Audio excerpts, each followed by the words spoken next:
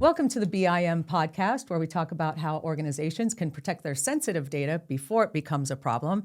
And today I'm here joined with Aaron Lippiott, who is the support manager at BIM. Welcome, Aaron. Thanks so much for joining us. Yeah, thanks for having me, Suzanne. So, Aaron, we hear a lot about encryption, how we need to protect our personal data.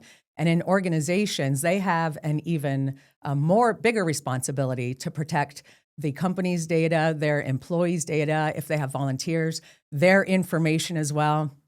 We get bombarded about these levels of security that we have to have. And we know that we need to protect our data, but it can become really overwhelming for organizations to the point where they just do nothing at all. But let's take a step back, because I know that BIM has a solution for organizations. But let's take a step back, talk about encryption. Maybe you can explain what it is at its basic level and give us some examples of it. Sure. Simply put, encryption is taking plain text data that you can read and scrambling it so that you can't read it. Okay. And in scrambling it, you have a key, an encryption key, to jumble it up. And then to make it readable again, you use a similar key to decrypt it or decipher it, what we called, so that you can read it. So that's the simple. I could expand on that, but say. I know you could. Yeah, say for our listeners, you don't want to go into the techno babble. Give us an example of an encryption. I know there's different types and levels. Yeah. So one of the earliest examples is called the Caesar cipher, where in Roman history, Julius Caesar would need to send a message to a military officer out in the field, for example. And you could imagine if he sent that in plain text, where he's got instructions, battlefield plans. The world would be a much different place. It would be a much different place, yes. And if that's intercepted, that's no good. Mm-hmm. So he would scramble it up. And what he would use is an N+1, for example, in the alphabet. So if I write the letter B, it's actually an A. The letter C is actually a B. And he would communicate this encryption key to his recipient, his military officer, before sending the message. So the officer would know, okay, when I get this message, it's N-1. A B is actually an A C is a B, etc. So that way he could scramble the message so that if it was intercepted, it couldn't be read. And only that officer at the end had that key. Exactly. Okay, I see. So that brings me up to organizations so you bring in all this information. Let's go through, for an example, hiring an employee. You're bringing all of their information in-house. Maybe it starts with HR, and then it goes to a manager, and then it goes who knows where. But if you end up hiring that person, or maybe not hiring that person, it goes to a final resting place. Where in that workflow is encryption most vulnerable? It's actually invulnerable in all the places. Okay. Yeah, from entry point where that data is entered into a system or written down, let's say on a piece of paper, how it moves through the system. So, for example, we have a platform that has multi-functions. There's a scheduler, there's a dashboard, there's hiring determinations, there's an importer to get scheduler data into a fingerprint software, and then there's storing criminal history. All of those are potential vulnerable points, and you need to protect that data by scrambling it so that somebody can't read it if they get access to it. And what's the name of the software? It's called CRIMS. CRIMS. So it sounds like CRIMS has many levels to it. So, yes. So, and tell me, from part A, when you're bringing in employee data to where it goes to rest, it's encrypted the entire way? It is. It's encrypted at rest and in transit, and that's a really important distinction. And at what level is it encrypted? Is it meeting some requirements, or? Yes.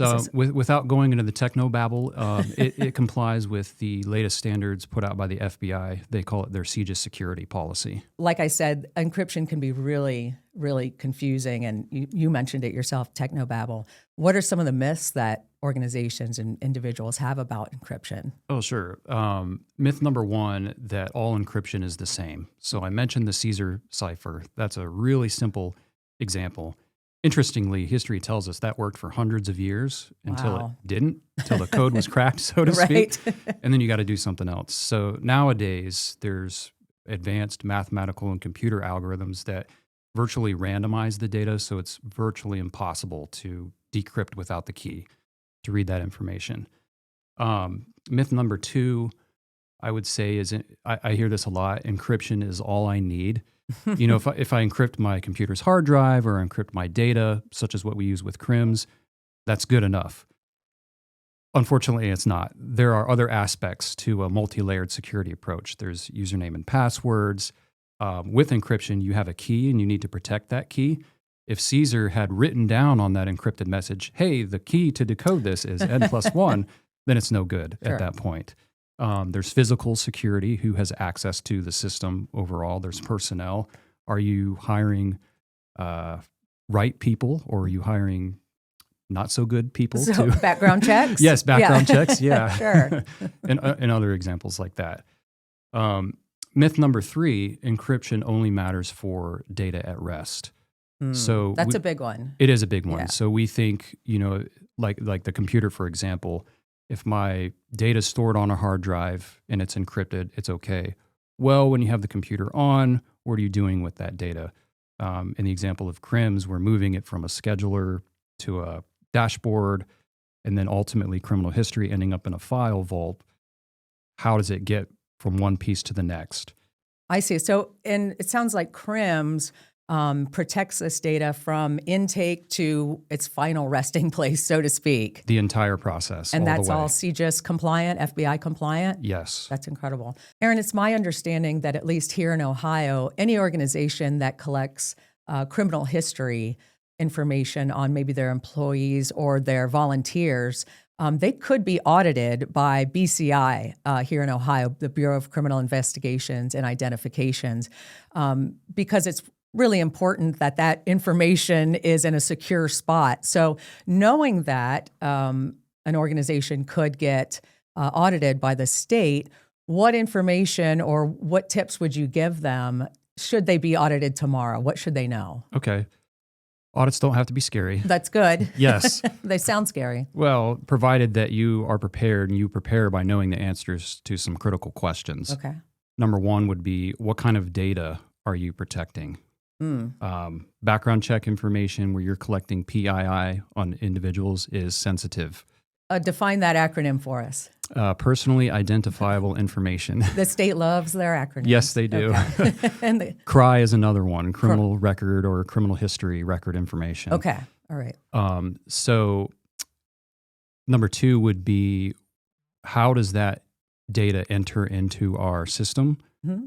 What stages does that data go through as it ultimately lands on its final resting place in the system? So, for example, if somebody applies for a job at an organization, that they have to pull in a bunch of information about themselves, or Social Security, all this type of stuff. Yeah, you definitely don't want that written down. You don't want that on publicly facing computers Or a clipboard. Or a clipboard, Okay. yes, all of which I've seen. Oh my. Our solution, for example, all of that information is entered by the applicant into a secure web portal. And then when they get to the fingerprint stage, that operator is securely downloading that information. So it's never transposed to, let's say, a spreadsheet or a clipboard. It all stays in that system in an encrypted fashion.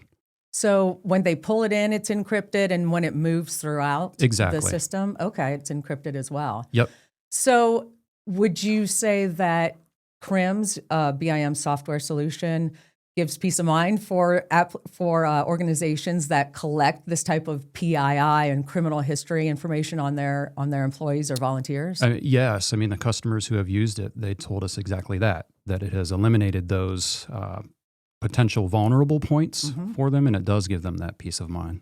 That's wonderful. Give us an example of a vulnerability that you've seen specifically where CRIMS could have totally negated the issue with a customer, with a data breach, or maybe something that came out within an audit or something like that. Okay. I'll give you an example where not only CRIMS could have, but it did. Okay. With a particular customer. I won't name who they are. Sure. But they had... We want to keep our business going. Yes. Okay. They had a similar solution from another party. And in that solution, they were entering hiring determination in plain text into this private website. There was a username and password to log in. And this sensitive information included the criminal history record information. So, for example, they would type, "Do not hire this applicant because of DUI on background check." Oh, wow. Yes. But anybody with the login and password could see that information because obviously it was not encrypted. Correct. Oh, wow. Okay. And that a login and username and password is good. That's okay, but that's not enough because that information's on a server. It's in the cloud. You don't know who has access to that data on the server in the cloud. It's being backed up, replicated to different places. So you absolutely need to scramble that information so that it's not accessible. And that's what you were talking about when you said earlier that encryption is enough. Exactly. And it's really not, because there's other levels that you need to hit on as well, because even though somebody had a password and login, because the data wasn't encrypted, all the information was still out there. So in that scenario, they did engage us to implement our CRIMS solution. Make that not ever happen again? Yes, make that not ever happen again.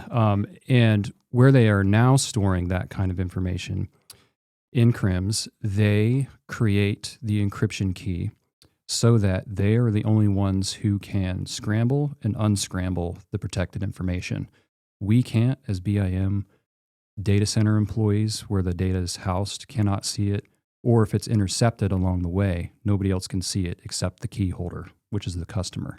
And when you say key, is this a physical key? Is it a numbers? Or are you giving up the algorithm? Well, now you're getting into the technobabble. I want to hear it. Go for it. The key is a really long random number generated, and it's typically stored on a flash drive. So yes, in a sense, it could be a physical key. It looks and behaves that way, but it's a digital locker, so to speak, that will scramble the data, and when it needs to be read by the individuals in the organization, they'll enter the key, unscramble the data, much like you need a key to start your car or unlock your front door in your house. Understood. So, and BIM doesn't have those keys. The folks in the cloud No. don't have the key. No, Okay. that's a good point, though. It should be said that key management goes hand in hand with encryption. You could give that key to an unauthorized recipient, and now they can unscramble the data. So you do have to protect who has access to that key. Just like going back to your Caesar example, if Caesar only gave it to the endpoint individual, that officer. But if that officer gives it to 5 other people, well, then there goes the security. Exactly. Understood. Well, it sounds like CRIMS is something that can give customers peace of mind when it comes to protecting their sensitive data, their employees' data. And it sounds like it can really give them peace of mind knowing that they're secure, their data is secure, and should an audit come up, that CRIMS has them covered. So that's wonderful. Yeah. Aaron, thanks so much for being with us. I appreciate your time, and we'll see you next time on the BIM Podcast. Thanks for having me. Sure.